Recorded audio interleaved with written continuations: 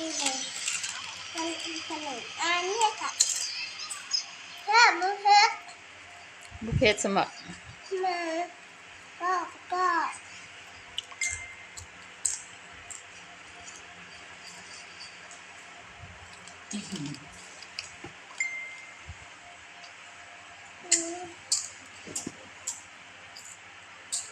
ไม่ไผ่เนี่ยปึ้ง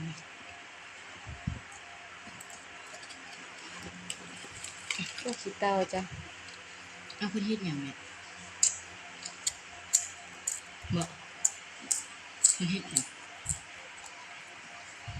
แซ่ จ้า บเลย แม่ก็ไปว่ะ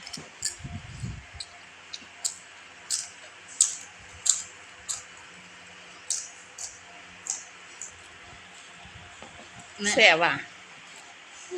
แซ่บว่ะ ชอบ ลองชิมนะ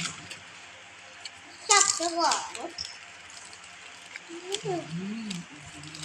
อะไร เสียกีฬามาอย่าให้มันเปื่อนเด้อ ไม่สมบอก เสียกีฬาไหม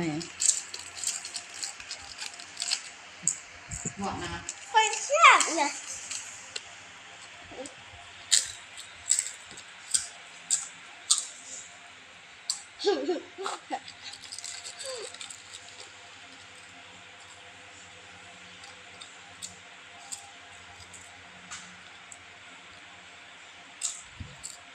ได้ละ